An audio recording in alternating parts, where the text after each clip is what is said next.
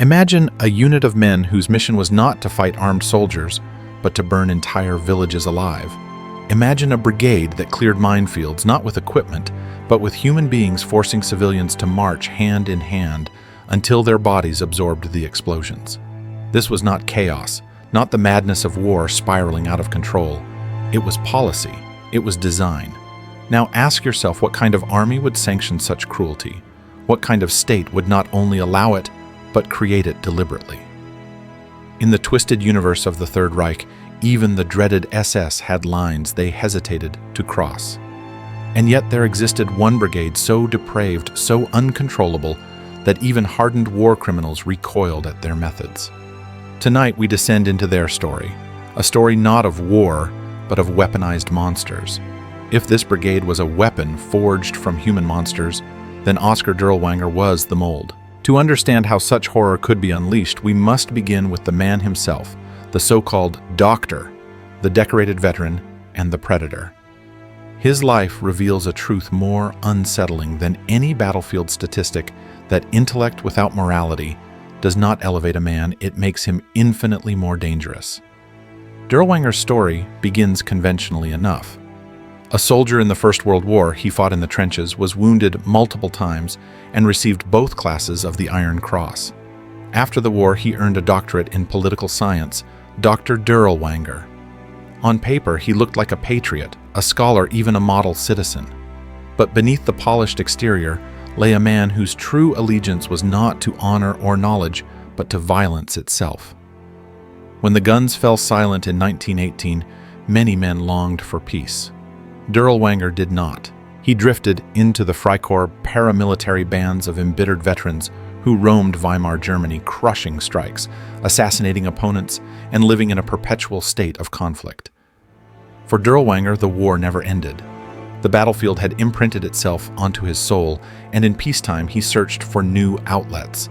Violence was not his profession. It was his addiction.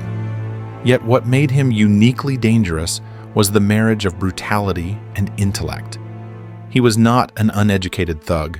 He understood ideology, bureaucracy, and politics. He could cloak cruelty in the language of necessity and order. But reality pierced the facade. Throughout the 1920s and 1930s, he faced repeated charges: financial fraud, illegal weapons possession assaults. And then came the defining crime. In 1934, Dirlewanger was convicted for the sexual abuse of a 13-year-old girl. His doctorate was revoked, his honors stripped, his name disgraced. By every rational measure, this should have ended his story. He should have remained a footnote in a police archive, but the Nazi regime was not rational. It did not discard monsters, it cultivated them. The Third Reich understood that certain tasks required men already broken, already devoid of conscience. For them, Dirlewanger was not a liability. He was a resource. His salvation came through connections. An old comrade from his Freikorps days, Gottlob Berger, had risen to become a powerful general in the SS and one of Himmler's most trusted aides. Berger intervened. On a legal technicality, Dirlewanger's conviction was overturned. He was welcomed back not in spite of his depravity, but precisely because of it. And here lies the true lesson. The SS did not merely tolerate predators, it sought them out. Men like Dirlewanger were proof that in a system built on terror, the very qualities that disqualified someone from civilized society became qualifications for power. He was not rehabilitated, he was weaponized. The regime took his scars, his crimes, his corruption, and molded them into a tool. From this man, this contradiction of scholar and sadist, would grow a brigade designed not for war, but for atrocity. If Oskar Dirlewanger was the mold, then what emerged from him was something so grotesque it could only have been born in the twisted imagination of the Third Reich. His very existence posed a dangerous question. What do you do with a man too depraved for normal society, yet too useful for a regime that thrives on depravity? The answer came in the form of an idea, an experiment that fused cruelty with military logic. It was quite literally a unit engineered to commit atrocities.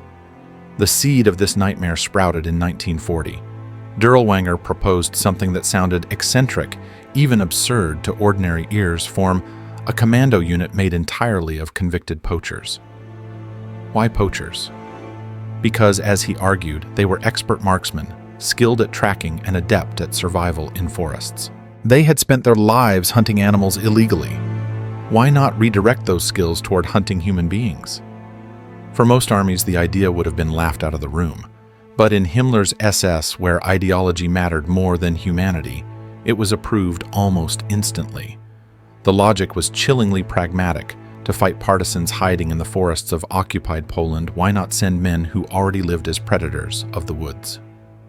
Thus, the Poacher Commando was born. At first, the unit's mission sounded tactical: suppress partisan activity. But almost immediately, reality surfaced. Reports filtered back not of clean operations, but of rampant indiscipline, drunkenness, looting, rape, and random murder of civilians. By the standards of any professional army, the experiment was a disaster. By the standards of the SS, however, it was a success. Terror was not a side effect, it was the product. Dirlewanger had proven a principle: unleash men already broken, and they will break everything they touch. Himmler, ever the bureaucrat of horror, saw potential. Why limit recruitment to poachers? Why not widen the net?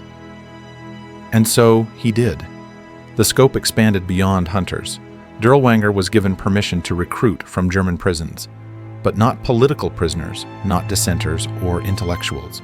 These were considered too dangerous ideologically. Instead, he was given the true dregs of the system: convicted murderers, armed robbers, arsonists, rapists, and the mentally unstable. Later, even concentration camps became a reservoir. The SS was deliberately dredging the depths of human depravity and dressing it in black uniforms. And here is the most horrifying twist: this was not desperation. This was not the Reich scraping for manpower. Germany in the early 1940s still had millions of soldiers. This was by design. The Dirlewanger Brigade existed not to win battles, but to terrorize populations. It was not conceived as a military tool, but as a psychological weapon. By institutionalizing sadism, the Nazi regime had created something beyond an army unit. They had created a death cult with official sanction. The early results in occupied Poland made the intentions clear. Villages were not just raided, they were erased. Women were not just assaulted, they were enslaved and discarded. Civilians were not collateral damage, they were the target. And far from disciplining this behavior, SS leaders celebrated it as proof of the unit's effectiveness. Dirlewanger, the disgraced predator, had now become commander of predators. And under Himmler's watchful approval, the experiment was allowed to expand further. Moving eastward into Belarus. There, in the endless forests and swamps, the unit would perfect its gruesome method, a method that would soon make its name synonymous with atrocity. Thus, from the warped mind of one man and the equally warped ambitions of a regime, an idea took shape that you could build a military formation not in spite of criminality, but on criminality. That you could take the worst men in society and, instead of locking them away, unleash them as instruments of policy. It was a nightmare disguised as strategy, an experiment born not in the fog of war, but in the cold clarity of design. And the world was about to learn what happens when a state doesn't just tolerate monsters, but manufactures them. By the time Dirlewanger's brigade was transferred east into Belarus in 1942, the experiment had already revealed its true purpose.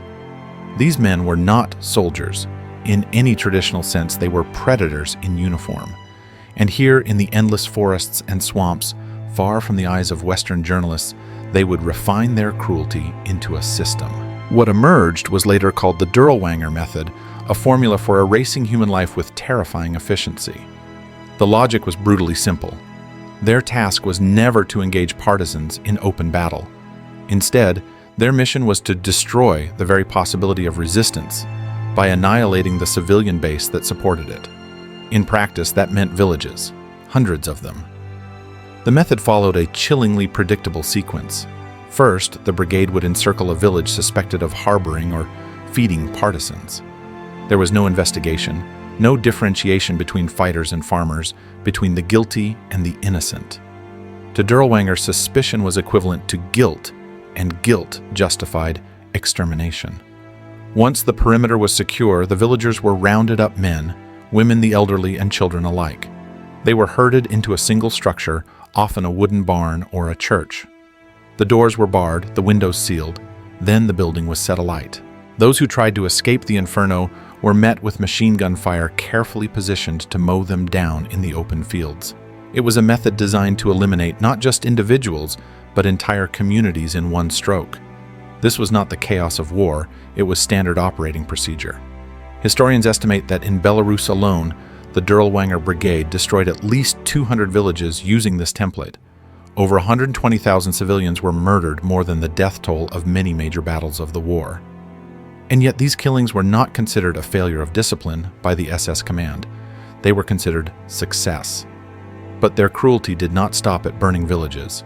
The brigade became notorious for its creative brutality, developing tactics that revealed not only indifference to life, but an enthusiasm for degradation. One of their signature methods was minefield clearance. Conventional armies used trained sappers or specialized equipment. Dirlewanger's men simply dragged civilians from nearby villages, sometimes families who had just watched their homes burn, and forced them to walk arm in arm across suspected minefields. The explosions would shred bodies one after another until the ground was deemed safe for soldiers to march. This was not desperation. It was policy. What made the Dirlewanger method so horrifying was its repeatability. It was not improvisation in the fog of war, but a learned routine. The men became efficient at killing unarmed people, perfecting terror as though it were a military drill. And the psychological impact was as devastating as the physical destruction. Survivors spread stories of villages turned to ash, of entire populations vanishing overnight. Soon, fear itself became Dirlewanger's most potent weapon. Whole regions lived under the shadow that any act of resistance, even offering bread to a partisan, could bring annihilation. The SS leadership recognized the effectiveness of this terror. Far from reining in the atrocities Himmler encouraged them, what other armies would consider indiscipline he saw as strategy. In the cold calculus of Nazi occupation, the more savage the unit became, the more useful it was. Here lies the monstrous genius of the Dirlewanger Brigade. They transformed atrocity into a method, brutality into a repeatable science. Every burned village, every murdered child was not an accident of war, it was a line in their playbook. They were not fighting partisans. They were fighting the very concept of resistance by ensuring that anyone who even dreamed of defiance would do so knowing their entire village could be erased from the map. And yet, as horrific as the campaign in Belarus was, it was only preparation. A rehearsal for something even greater, even darker. Because in 1944, Dirlewanger and his men would be summoned to a European capital, a city of hundreds of thousands, and ordered to unleash their perfected method on an unimaginable scale. That city was Warsaw. If Belarus had been their training ground, then Warsaw was the stage for their masterpiece of horror.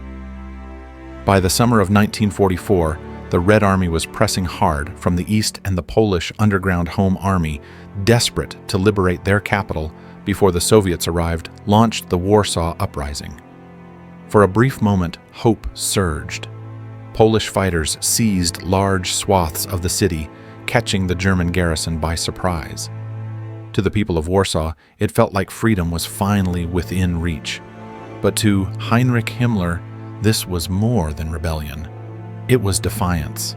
And in his world, defiance had only one answer: annihilation. His orders to the SS were explicit, leaving no room for interpretation. Every inhabitant is to be shot. Prisoners are not to be taken. The city must be completely razed to the ground and serve as an example to the rest of Europe. To execute such an order, Himmler did not send soldiers, he sent butchers.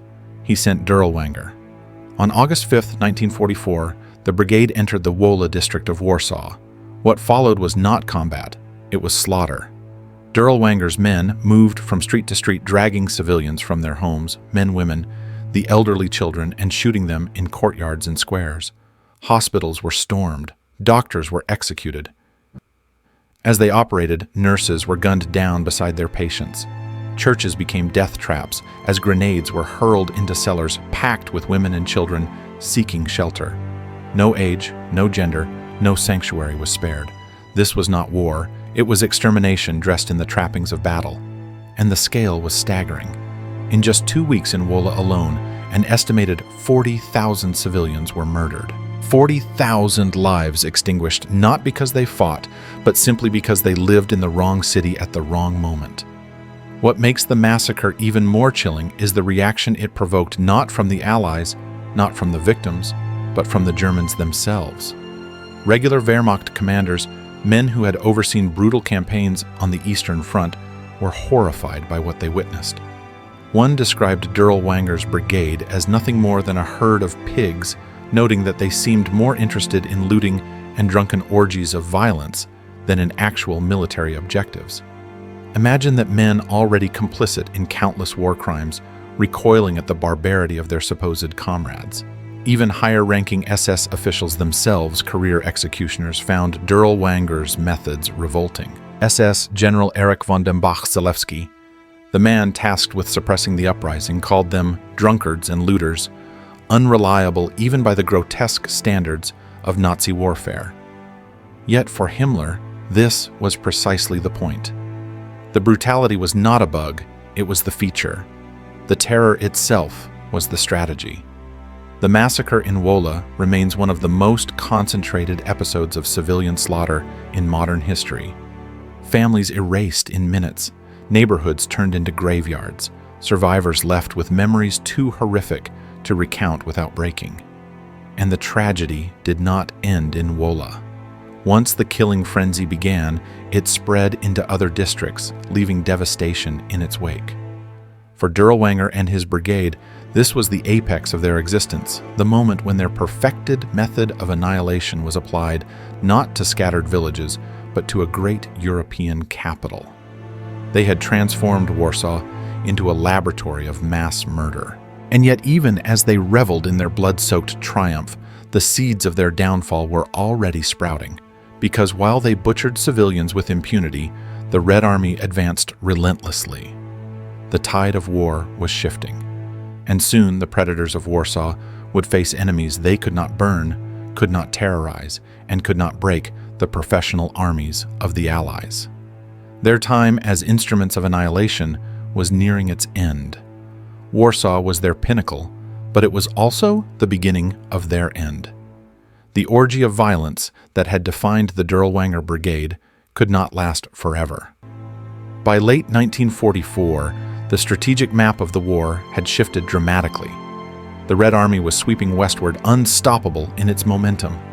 The Third Reich was collapsing on every front, and in this new reality, even the monsters had to face judgment. For years, Dirlewanger's men had thrived in the shadows, burning villages, killing civilians, operating in environments where their lack of discipline was masked by the chaos of occupation. But now the Reich had no luxury to keep them in the rear. They were redesignated as the 36th Waffen Grenadier Division of the SS and sent to the front lines.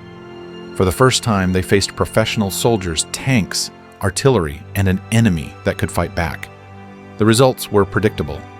Against partisans, they had been executioners. Against the Red Army, they were useless. Lacking training cohesion and courage, the brigade disintegrated under fire. Battles in Hungary and Eastern Germany in late 1944 and early 1945 shredded what remained of their ranks.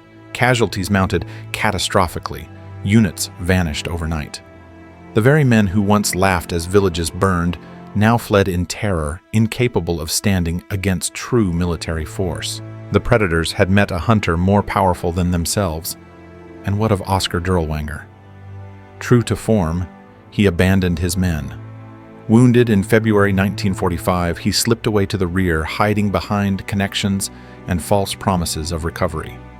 While his brigade bled into the mud of the collapsing Reich, he maneuvered for survival.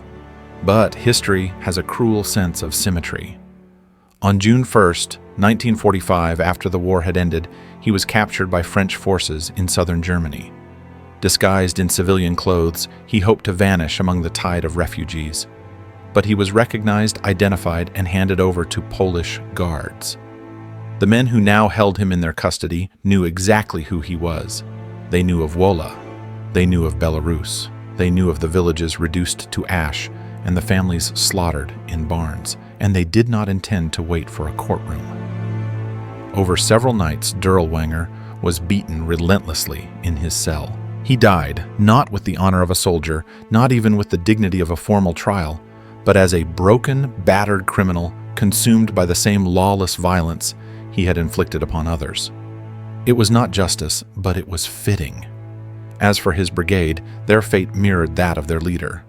Most were killed in the last chaotic battles of the war. Some were captured and executed. Yet disturbingly, many simply disappeared. Records were poorly kept, names lost in the rubble of a defeated Reich. Men whose hands had been soaked in the blood of tens of thousands melted back into post-war society, never facing trial, never answering for the horrors they had unleashed. And that, perhaps, is the final tragedy. There was no great reckoning, no full accounting, only fragments of justice scattered among the ruins. But even without trials, the story of Dirlewanger and his brigade remains a testament. It proves that cruelty, once unleashed, eventually turns inward. That even monsters, when stripped of the shadows that protected them, are revealed for what they are. Cowards weak before true resistance, destined for disgrace. The curtain was closing on the most depraved unit of the Second World War. Their reign of terror ended not with triumph, but with annihilation. They had been a weapon forged from human monsters, and in the end, that weapon destroyed itself. The war ended, but the shadow of the Dirlewanger Brigade did not vanish with it. For while most of its members were killed or captured, far too many simply disappeared. The chaos of Germany's collapse, the destruction of records, and the disarray of post-war Europe allowed countless perpetrators to melt back into civilian life.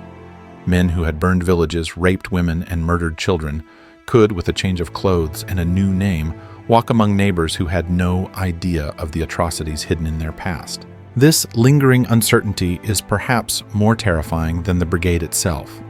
It means that the crimes of Dirlewanger did not end neatly with his death. They bled into the post-war world, unresolved, unpunished, haunting history like an unfinished sentence.